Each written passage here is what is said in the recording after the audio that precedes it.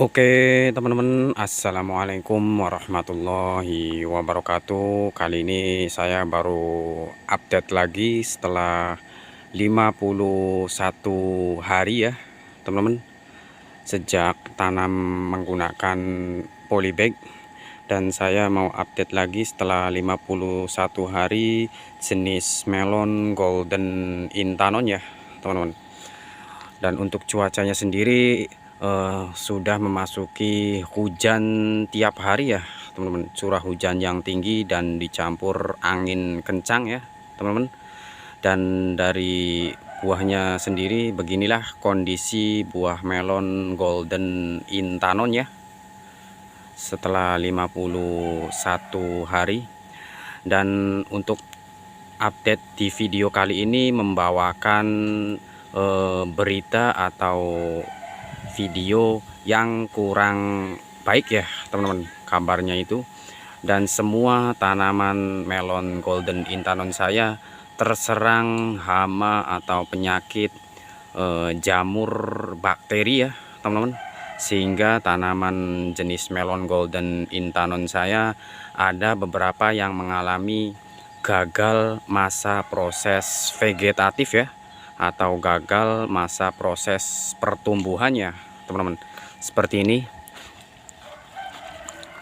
daunnya itu mengering dan mengalami busuk batang ya karena jamur atau bakteri yang lainnya, sehingga tanaman melonnya itu tidak melewati masa proses vegetatif ya teman-teman. Seperti ini kondisinya, busuk batang dan pada daunnya itu mengering dan lama kelamaan mati ya seperti ini.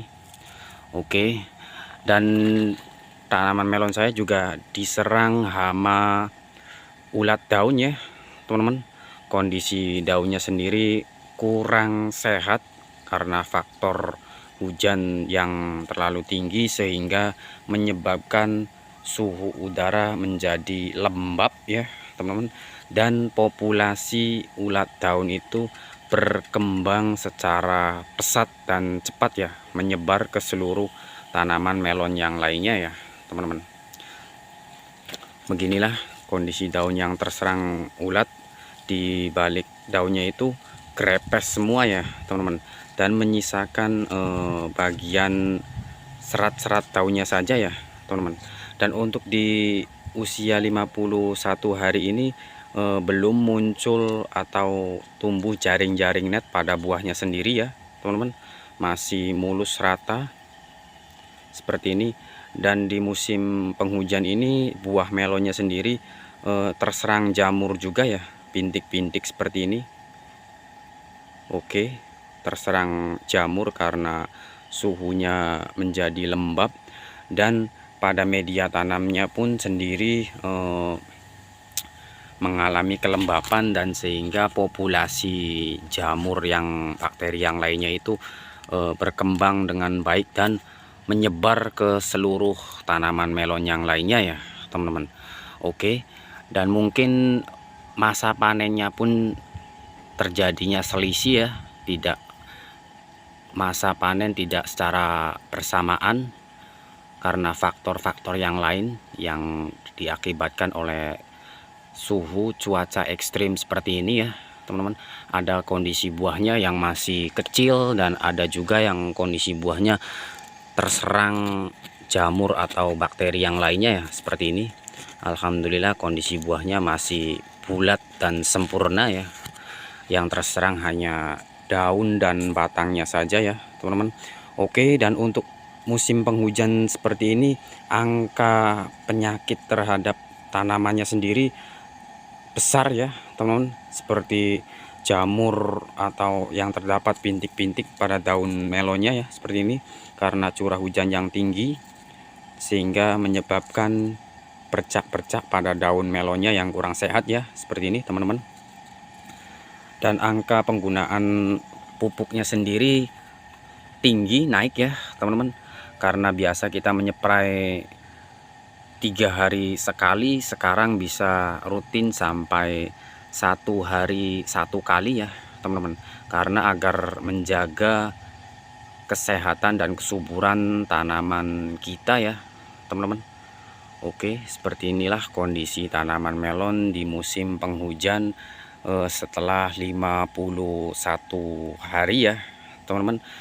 Dan ada juga yang mengalami keriting daun dan sudah dilengkapi penyakit yang lainnya seperti jamur dan busuk batang ya teman-teman.